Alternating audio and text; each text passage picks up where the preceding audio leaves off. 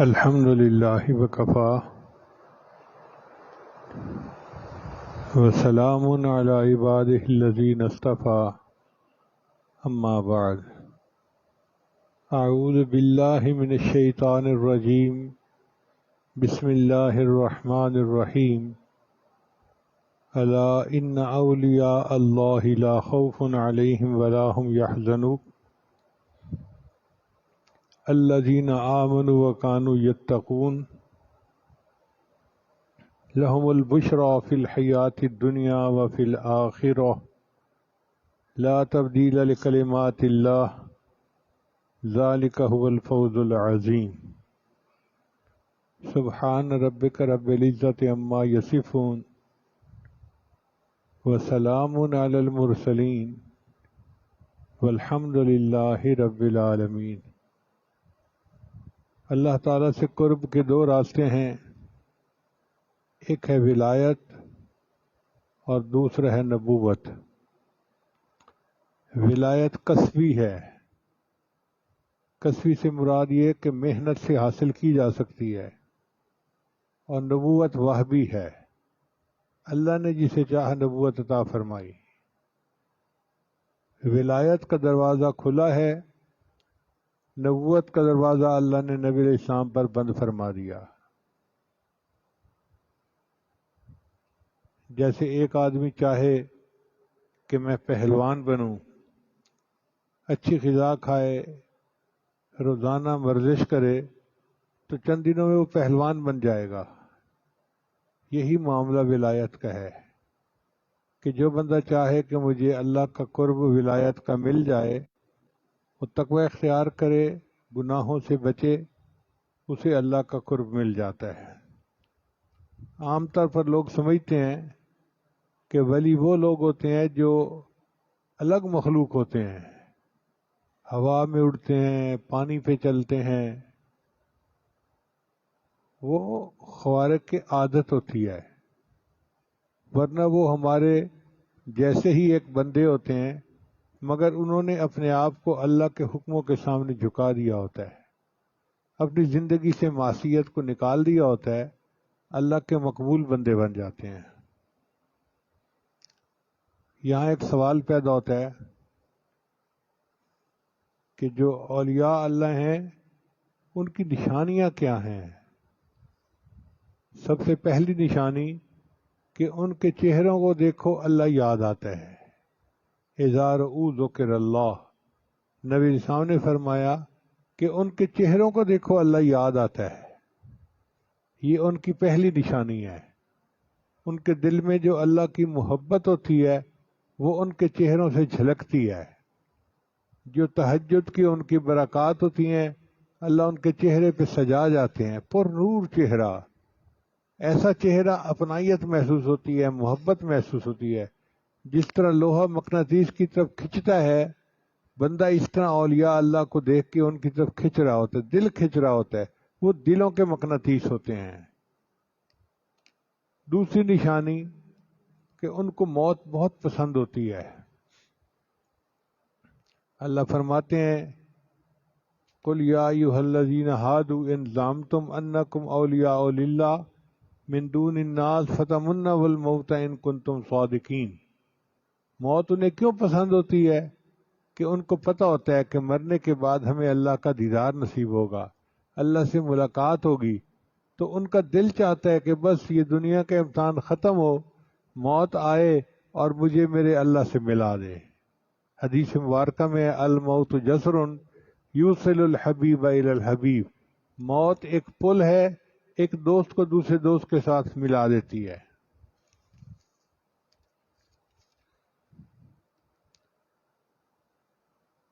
پھر ایک اعزاز ان کا یہ بھی ہے کہ اللہ تعالیٰ ان کو پرسکون زندگی عطا فرماتے ہیں۔ لا خوف علیہم ولا هم یحزنون۔ خوف کہتے ہیں باہر کا ڈر، اور حزن کہتے ہیں اندر کا غم۔ نہ کوئی باہر کا ڈر ہوتا ہے، نہ کوئی اندر کا غم ہوتا ہے، پرسکون زندگی ہوتی ہے۔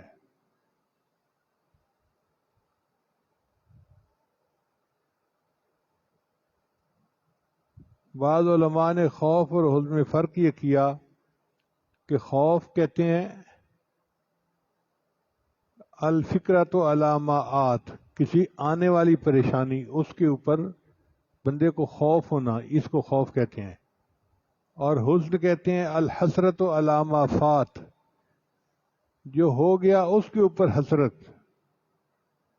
ان کو نہ حسرت ہوتی ہے نہ خوف ہوتا ہے. بعض نے فرمایا کہ جو اپنے بارے میں ہو اس کو خوف کہتے ہیں، اور جو کسی دوسرے کے بارے میں ہو اس کو حزن کہتے ہیں. اسی لیے سیدنا صدیق اکبر جب غار ثور میں نبی علیہ السلام کے ساتھ گئے تو اللہ نے فرمایا اپنے حبیب کے حوالے سے لا تحزن ان اللہ معنا، لا تخف نہیں فرمایا کہ خوف نہ کر، لا تحزن غضن نہ کر، اس لیے کہ ان کو اپنا ڈر نہیں تھا، ان کو نبی علیہ السلام کا غم تھا کہ یہ کافر جو ہیں کہیں میرے محبوب تک رسائی حاصل نہ کر سکیں. تو بہرحال اولیاء اللہ کی یہ نشانی، نہ کوئی خوف ہوتا ہے نہ کوئی حزن ہوتا ہے، پرسکون زندگی ہوتی ہے.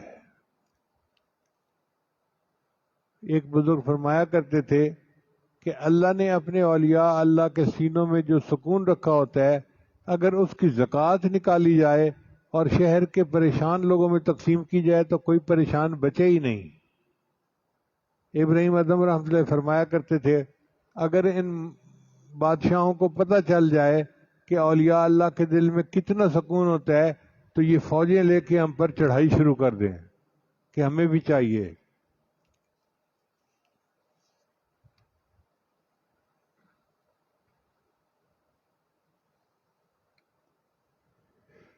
مشہور واقعہ ہے، ایک بزرگ تھے، ان سے بادشاہ وقت کسی وقت ناراض ہو گیا کسی بات پہ.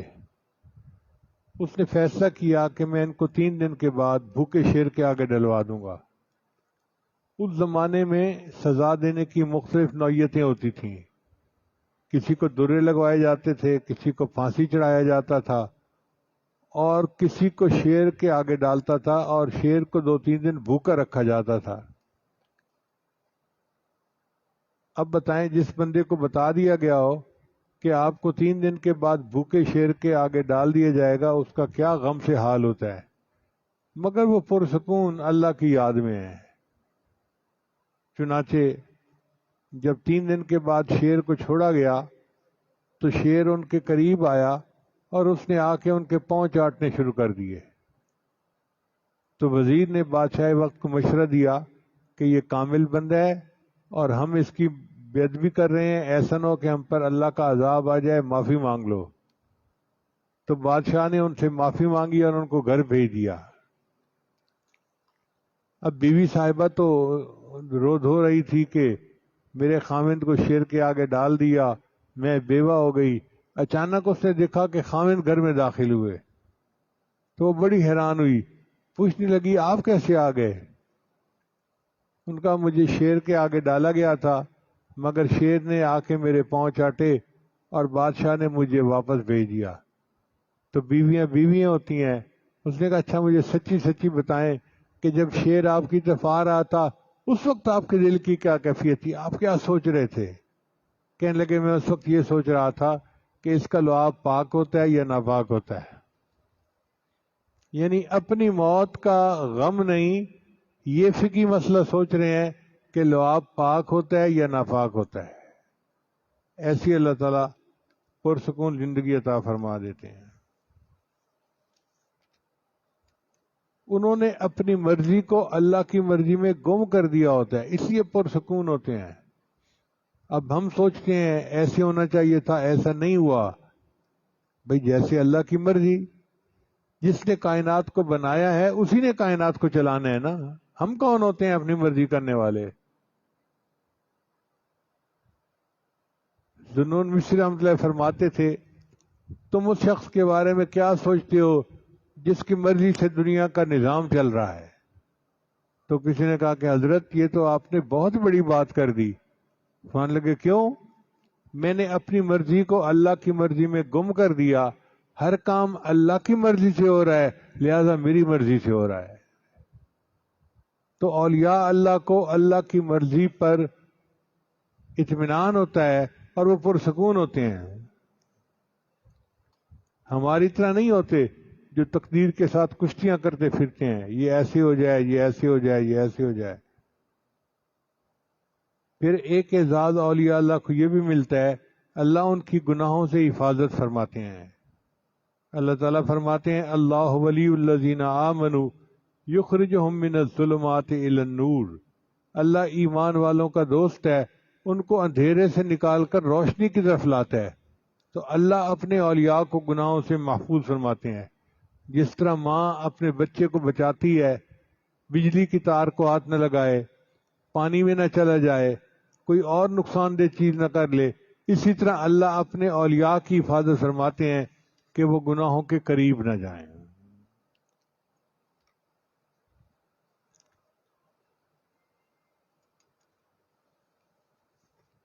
یہاں ایک فرق سمجھ لیجئے کہ اللہ تعالیٰ اولیاء کی حفاظت کرتے ہیں کہ وہ گناہوں کے قریب نہ جائیں، اور انبیاء چونکہ معصوم ہوتے ہیں اللہ گناہوں کو ان کے قریب نہیں آنے دیتے. چنانچہ یوسف علیہ السلام کے بارے میں اللہ فرماتے ہیں کذالک لنصرف عنہ السوء والفحشاء. ہم نے سوء اور فحشاء کو اپنے یوسف سے الگ رکھا کہ تم جا ہی نہیں سکتے ان کے قریب. یہ معیار ہے زندگی کا، یہ معصوم ہستیاں ہیں. تو انبیاء کے قریب گناہوں کو نہیں آنے دیتے اور اولیاء کو گناہوں کے پاس نہیں جانے دیتے، حفاظت فرماتے ہیں. پھر اولیاء اللہ کا ایک تیسرا معاذ یہ ہوتا ہے اعزاز کہ جو ان سے دشمنی کرتا ہے وہ گویا اللہ سے دشمنی کر رہا ہوتا ہے. حدیث قدسی میں اللہ تعالیٰ فرماتے ہیں من عاد لی ولیا فقد آذنتہ بالحرب. جس نے میرے ولی سے دشمنی کی میرا اس کے ساتھ اعلان جنگ ہے. اب بتائیے کہ اللہ کے ساتھ اعلان جنگ ہو جائے، اللہ فرماتے ہیں اعلان جنگ ہے میرا اس کے ساتھ. حضرت مولانا حسین مدنی رحمۃ اللہ علیہ تقسیم کے خلاف تھے. یہ جو پاکستان اور انڈیا کی تقسیم ہوئی تو مسلم لیگ کے کچھ لوگ ان کے بہت مخالف تھے. ایک دفعہ وہ تقریر کر رہے تھے تو ایک بندے نے ان کو کھڑے ہو کے کہا کہ آپ تو بھونکتے ہی رہتے ہیں، مخالفین جیسے بات کرتے ہیں. اللہ کی پکڑ آ گئی، وہ بندہ ایک ایسی مرض میں مبتلا ہوا کہ اپنی زندگی کے آخری وقت میں آواز نکالتا تھا تو گدھے کی طرح بھونکنے کی آواز آتی تھی.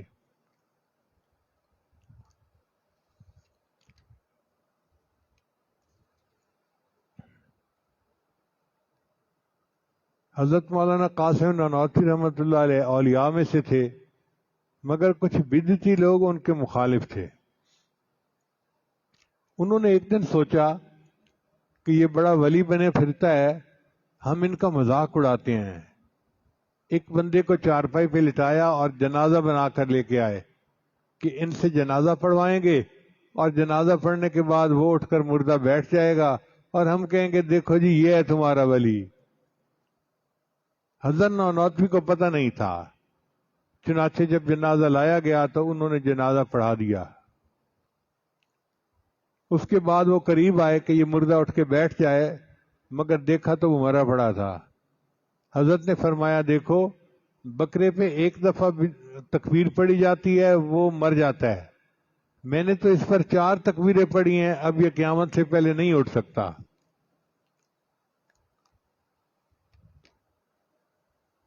پھر اللہ فرماتے ہیں لہم البشریٰ فی الحیات الدنیا وفی الآخرہ. ان کے لیے بشارتیں ہیں دنیاوی زندگی میں اور آخرت میں بھی. اب یہ بشرا سے کیا مراد ہے بشارتوں سے؟ ایک مصداق یہ ہے کہ اچھے خواب آتے ہیں ان کو. چنانچہ اولیاء اللہ کو خواب میں نبی علیہ السلام کی زیارت ہوتی ہے، اللہ تعالیٰ کی زیارت ہوتی ہے، اہل اللہ کی زیارت ہوتی ہے. یہ بشرا ہے، یہ ان کے لیے بشارتیں ہیں اللہ کی طرف سے.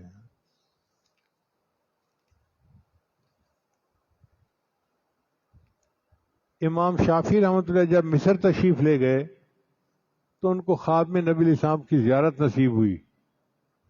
تو نبی اسلام نے ارشاد فرمایا کہ احمد بن حنبل جو عراق میں ہیں ان کے اوپر ایک امتحان آئے گا، اور مسئلہ خلق قرآن میں ان کو کہا جائے گا کہ قرآن کو مخلوق مانو، تم میری طرف سے ان کو پیغام دے دو کہ وہ اپنی بات پر ڈٹے رہیں اور ان پر جو سختی ہو اس کو برداشت کر لیں، اللہ کامیاب کریں گے اور ان کا جھنڈا ایسا بلند کریں گے کہ کوئی نیچے نہیں کر سکے گا۔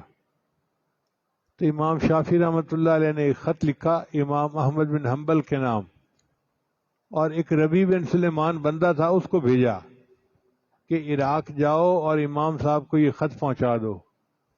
وہ بندہ فجر کی نماز میں پہنچا، امام صاحب سے ملاقات ہوئی تو اس نے خط پیش کیا۔ امام صاحب نے پوچھا آپ نے خط پڑھا ہے؟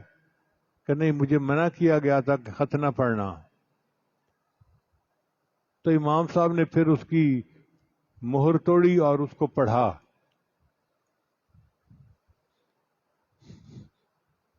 اور پڑھنے کے بعد امام احمد بن حنبل رونے لگ گئے۔ اس بندے نے پوچھا حضرت آپ رو کیوں رہے ہیں؟ فرمایا کہ اس میں ابن ادریس امام شافعی نے لکھا ہے کہ تمہارے اوپر آزمائش آئے گی، تم پکے رہنا اور اللہ تمہیں کامیاب کرے گا۔ تو میرے لیے تو یہ بہت بڑی بشارت ہے۔ اور وہ جو خط لے جانے والا تھا وہ کوئی میری طرح کا بندہ تھا۔ اس نے کہا حضرت جب آپ کو اتنی بڑی بشارت ملی تو مجھے کچھ انعام بھی ملنا چاہیے۔ تو امام احمد بن حنبل کے پاس 2 چادریں تھیں، جیسے ہم لوگ یہ رومال ڈالتے ہیں نا کندھے پر، انہوں نے اوپر ایک چادر لی ہوئی تھی، انہوں نے وہ چادر اتار کر دے دی ہدیہ کے طور پہ۔ وہ بندہ واپس آیا، امام شافعی رحمۃ اللہ کو بتایا کہ حضرت میں نے امانت پہنچا دی اور سفر سے بخیریت واپس آ گیا ہوں۔ تو امام صاحب نے پوچھا امام شافعی نے کہ ہوا کیا؟ حضرت انہوں نے مجھے ایک چادر ہدیہ دی۔ امام شافعی رحمۃ اللہ نے فرمایا کہ دیکھو، نہ یہ میں تم سے قیمتاً مانگتا ہوں نہ ہدیتاً مانگتا ہوں، بس اتنا ہے کہ اس چادر کو ایک پانی کے اندر بھگو کے رکھ دو اور وہ پانی مجھے دے دو۔ چنانچہ اس بندے نے وہ چادر پانی میں بھگو کر رکھ دی اور امام شافعی کو وہ پانی دے دیا۔ کتابوں میں لکھا ہے کہ امام شافعی رحمۃ اللہ کبھی کبھی وہ پانی لیتے تھے اور اپنے چہرے پر اس کا مسح کیا کرتے تھے کہ ایک ولی کے کپڑے کا یہ پانی ہے، میں اپنے چہرے پہ لگاؤں گا تو میرا چہرہ منور ہو جائے گا۔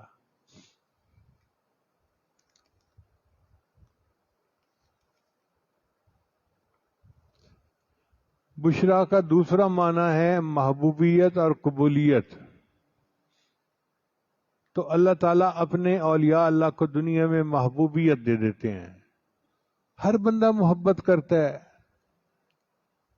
بھئی یہ دور دراز سے قریب سے جو چل کے آتے ہیں، یہ کوئی دنیا کی چیز لینے نہیں آتے، اللہ نے ان کے دل میں محبت ڈالی ہوتی ہے، ایک نظر دیکھنے کے لیے ترس رہے ہوتے ہیں، ایک لمحہ پاس بیٹھنے کے لیے ترس رہے ہوتے ہیں۔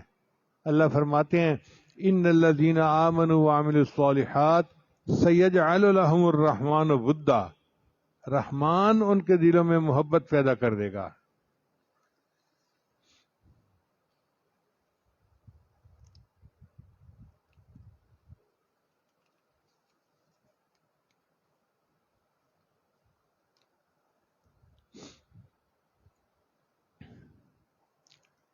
انسانوں میں تو محبوبیت ہوتی ہے، فرشتے بھی ان سے محبت کرتے ہیں۔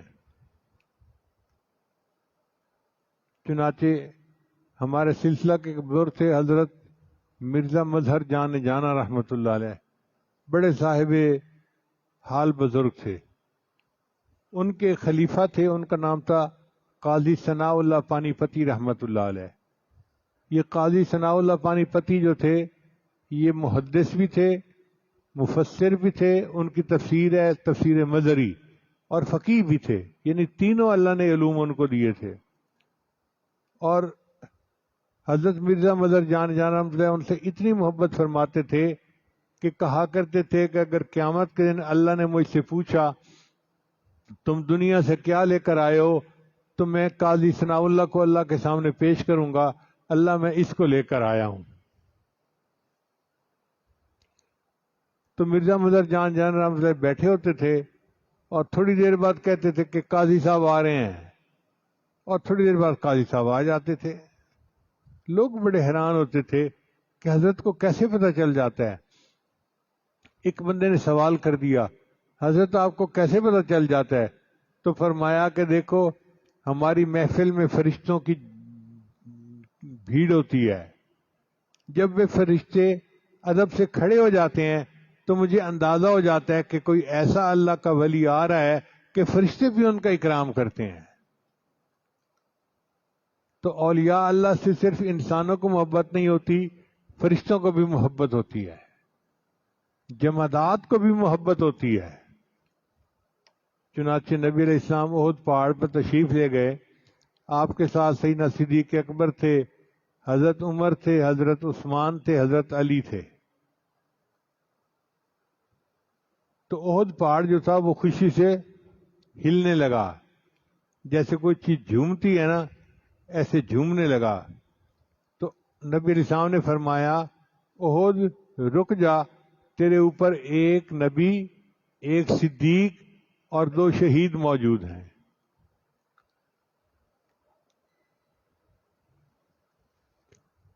پھر درندے بھی ان سے محبت کرتے ہیں۔ حضرت سفینہ رضی اللہ عنہ ایک صحابی تھے، ایک دفعہ اپنے قافلے سے پیچھے رہ گئے۔ اب جنگل تھا تو سمجھ نہیں لگتی تھی کہ جانا کہاں ہے۔ اتنے میں ان کو شیر نظر آیا، تو انہوں نے شیر کو بلایا اور کہا کہ دیکھو، میں نبی علیہ السلام کا غلام ہوں، راستہ بھول گیا ہوں، تجھے انسانوں کی بو آتی ہے، پتہ چل جاتا ہے تو مجھے قافلے تک پہنچا دے۔ تو شیر جو تھا اس نے حضرت سفینہ رضی اللہ عنہ کو اس قافلے تک پہنچا دیا۔ تو جانور بھی محبت کرتے ہیں، پہاڑ بھی محبت کرتے ہیں، فرشتے بھی محبت کرتے ہیں، انسان بھی محبت کرتے ہیں۔ ایک یہ معنی ہے بشرا کا، اور تیسرا بشرا کا معنی ہے کہ بوقت موت یا موت کے بعد ان کو بشارتیں ملتی ہیں۔ الذین تتوفاہم الملائکۃ طیبین یقولون سلام علیکم۔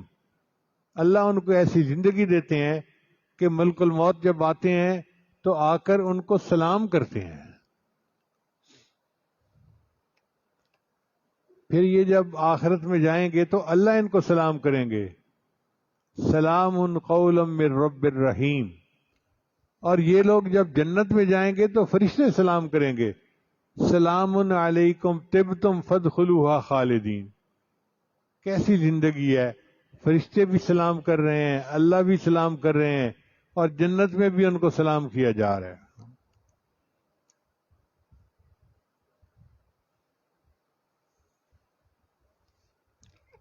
ابن فارض رحمۃ اللہ علیہ ایک بزرگ تھے، موت کے وقت اللہ نے ان کو جنت دکھائی جو ان کا گھر ہوگا، تو انہوں نے چہرہ دوسری طرف کر لیا۔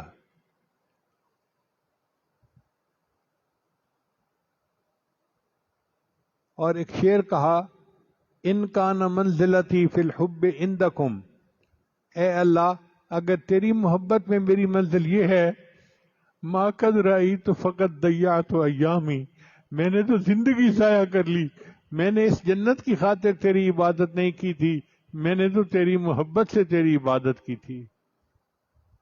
مصر میں ان کی قبر ہے، میں وہاں گیا تو لکھا ہوا تھا سید العشاق ابن فارض رحمۃ اللہ علیہ۔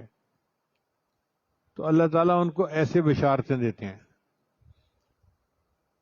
حضرت مولانا انور شاہ کشمیری رحمۃ اللہ علیہ بیمار تھے، آخری وقت میں ان کی زوجہ ان کے پاس تھیں، وہ فرماتی ہیں کہ میں نے دیکھا کہ ہمارے صحن کے اندر سفید کپڑوں میں امامہ باندھے بہت سارے لوگ ہیں۔ میں بڑی حیران ہوئی کہ طلباء کو تو اندر آنے کی اجازت نہیں، یہ کون ہے؟ پھر میں نے سوچا شاید دارالعلوم کے اساتذہ آ گئے ہوں۔ تو اتنے میں حضرت نے پانی مانگا، کلمہ پڑھا اور فوت ہو گئے۔ تب مجھے پتہ چلا کہ اصل میں حضرت کی وفات کا وقت قریب تھا، اور یہ فرشتے تھے جو حضرت کو استقبال کے لیے تشریف لے آئے تھے.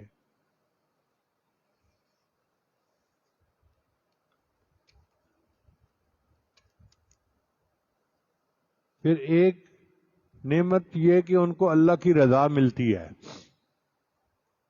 حدیث مبارکہ میں ہے کہ اللہ تعالیٰ جنتیوں کو جنت میں ہر نعمت عطا کریں گے اور جنتی خوب اس سے جو ہے مزے لوٹیں گے. ایک وقت آئے گا کہ اللہ تعالیٰ پوچھیں گے کہ میرے بندو تمہیں کسی اور چیز کی ضرورت ہے؟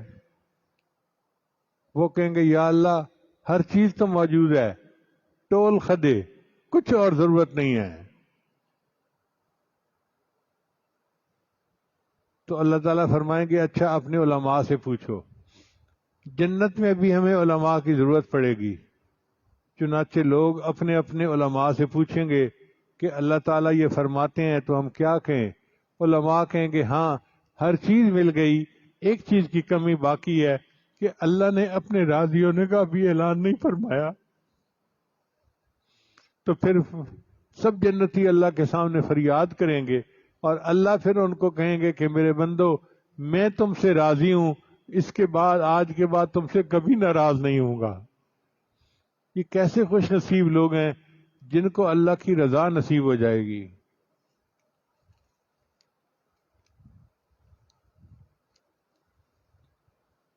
اور آخری اعزاز کہ اللہ ان کو نور فراست عطا فرما دیتا ہے. حدیث پاک میں آتا ہے اتقوا فراست المؤمن فإنه ينظر بنور اللہ. مومن کی فراست سے ڈرو، وہ اللہ کے نور سے دیکھتا ہے. اللہ ان کو ایک ایسا نور دے دیتا ہے کہ جس سے ان کو حق اور باطل کے درمیان پہچان ہو جاتی ہے. حضرت مرزا مظہر جان رحمۃ اللہ کے پاس ایک شخص انگور لایا، حضرت کھا لیجئے. حضرت نے اٹھائے اور رکھ دیے. اس نے کہا کہ حضرت آپ کھاتے کیوں نہیں؟ فرمایا مجھے اس میں سے مردوں کی بو آتی ہے. وہ شخص بڑا حیران ہوا. پھر اس کو خیال آیا کہ میں پتہ تو کروں کہ یہ انگور آئے کہاں سے ہیں. دکاندار کے پاس گیا، کہاں سے لیے؟ اس نے کہا اس طرح کا ایک بندہ آتا ہے بیچ جاتا ہے، میں لے لیتا ہوں. جب اس بندے کا پتہ کیا تو اس نے قبرستان کے اندر انگوروں کی بیلیں لگائی ہوئی تھیں. قبرستان کے اندر انگوروں کی بیلیں لگیں اور ان کو اپنے منہ کے قریب جا کر پہچان ہو گئی کہ اس میں سے مردوں کی بو آ رہی ہے. حضرت مولانا احمد علی لاہوری رحمۃ اللہ علیہ کا یہ کشف بہت مشہور تھا. فرماتے تھے کہ تم حلال اور حرام چیزیں لے کر میرے پاس آؤ، میں حلال کو ایک طرف کر دوں گا، حرام کو ایک طرف کر دوں گا. اور یہی کیفیت حضرت خواجہ عبد المالک صدیقی رحمۃ اللہ علیہ کی تھی. اللہ نے ان کو بہت کشف دیا تھا. حضرت مرشد عالم رحمۃ اللہ کے بڑے صاحبزادے حضرت قاسمی رحمۃ اللہ علیہ نے یہ واقعہ مجھے سنایا. کہنے لگے کہ ہمارے والد صاحب جو ہیں وہ تبلیغی سفر پر گئے ہوئے تھے، گھر میں ہی تھا. حضرت خواجہ عبد المالک صدیقی رحمۃ اللہ اسلام آباد سے واپس لوٹے اور چکوال تشریف لے آئے. میں بڑا خوش ہوا کہ مجھے خدمت کا موقع ملا. میں نے اماں جان کو بتایا کہ حضرت کے لیے کھانا بنائیں. اماں جی بھی بڑی خوش ہوئیں. جب میں کھانا لے کر گیا دسترخوان پر رکھا تو حضرت صدیقی رحمۃ اللہ کھانا کھا نہیں رہے تھے. میں نے پوچھا حضرت کیا وجہ ہے آپ کھانا نہیں کھا رہے؟ تو حضرت نے میری طرف دیکھ کر کہا تمہارے گھر میں یہ سور کیسے داخل ہوا؟ کہتے ہیں میں تو گھبرا گیا، پسینے چھوٹ گئے. میں نے گھر آ کے اماں جی کو بتایا کہ اماں جی حضرت مجھ سے پوچھ رہے ہیں تمہارے گھر میں یہ سور کیسے داخل ہوا؟ کہنے لگے، یہ سن کے اماں جی نے اپنے ماتھے کے اوپر ہاتھ رکھا اور کہنے لگی اوہ مجھ سے غلطی ہوئی. یہ جو پڑوسن تھی نا یہ مجھ سے بڑی مدت سے کہہ رہی تھی تمہارے پیر صاحب آئیں گے تو کھانا میں پکاؤں گی، تو میں نے صلح رحمی کے طور پہ کہہ دیا تھا اچھا تم بنا دینا. یہ کھانا ہمارے گھر کا نہیں، یہ کھانا ان کے گھر کا ہے. پتہ چلا کہ ان کے استاد، ان کے جو ہسبینڈ تھے وہ ٹیچر تھے، مگر انہوں نے اپنے پیسے سیونگ اکاؤنٹ میں رکھے ہوئے تھے جس میں کچھ سود شامل ہو جاتا ہے اس وجہ سے حضرت کو پتہ چل گیا کہ اس پیسے کے اندر حرام داخل ہے، تو حضرت نے فرمایا کہ یہ سور تمہارے گھر میں کیسے داخل ہو گیا؟ پھر امت جی نے اپنے گھر سے کھانا بنایا اور حضرت صدیق رحمۃ اللہ نے اس کو کھایا۔ یہ اعزازات ہیں جو اللہ تعالیٰ اپنے اولیاء کو عطا فرماتے ہیں۔ ہماری دعا ہے کہ اللہ تعالیٰ ہمیں معصیت سے خالی زندگی عطا فرمائے اور ہمیں بھی اللہ تعالیٰ اپنا قرب اور اپنی ولایت کا مقام عطا فرمائے۔ حضرت مولانا عبدالحق اکوڑا خٹک والے تھے، ان کے ہاں حضرت صدیقی رحمۃ اللہ علیہ 15 دن کا اجتماع فرماتے تھے علماء کا، اور امامت خود فرماتے تھے۔ علماء تو پھر علماء ہوتے ہیں، چھوٹی سے چھوٹی چیز کو بھی نوٹ کرتے ہیں۔ تو ایک عالم نے حضرت سے پوچھا کہ حضرت، میں نے دیکھا ہے کہ جب مکبر تکبیر کہتا ہے تو آپ تھوڑے وقفے کے بعد تحریمہ باندھتے ہیں، فوری طور پہ نہیں باندھتے، اس کی کیا وجہ ہے؟ حضرت نے فرمایا مولانا آپ تو علماء ہیں، آپ کے دل میں تو کیفیت بنی ہوئی ہوتی ہے، میں ایک فقیر آدمی ہوں، میں مصلی پہ آ کے کھڑا ہوتا ہوں، جب تک مجھے اپنے سامنے بیت اللہ نظر نہیں آتا میں نماز کی نیت نہیں باندھتا۔ آپ دیکھیے اللہ نے کیسا ان کو نور عطا کیا کہ مصلی پہ کھڑے ہوتے تھے تو سامنے بیت اللہ نظر آتا تھا ان کو۔ یہ نور ایقان ہے، نور فرقان ہے جو اللہ اپنے اولیاء کو عطا فرماتے ہیں۔ دعا ہے اللہ تعالی ہمیں بھی یہ سب نعمتیں عطا فرمائے۔ وآخر دعوانا ان الحمد للہ رب العالمین۔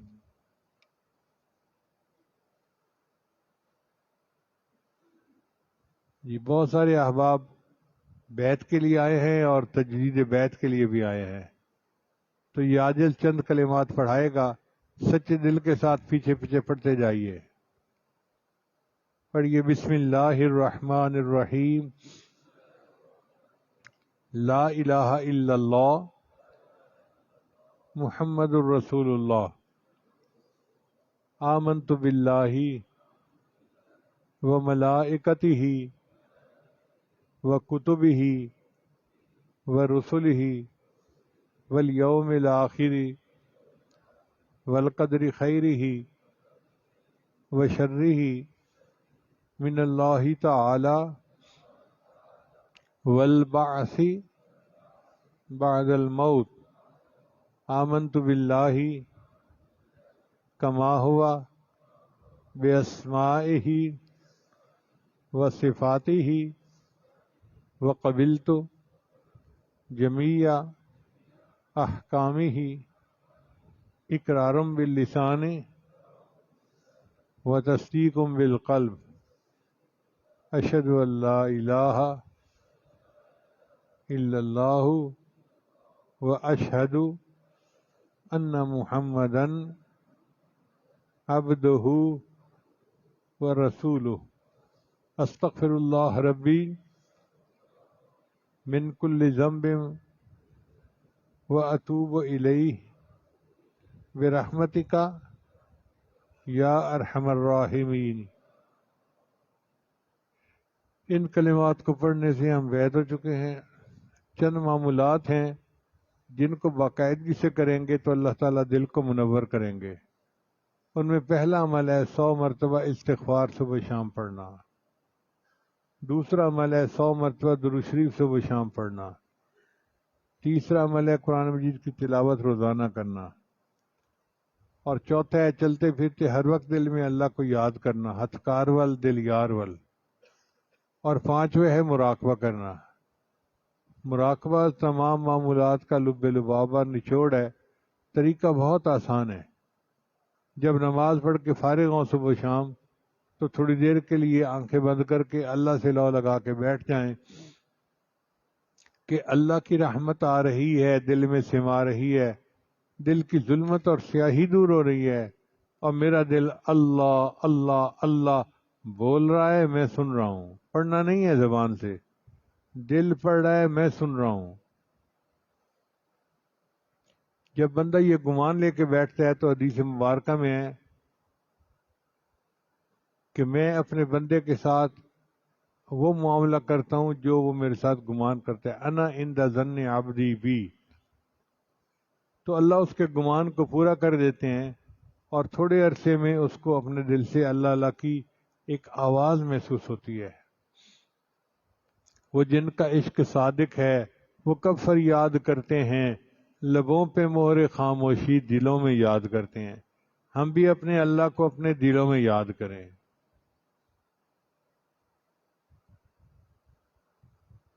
سنتیں ادا فرما لیجیے.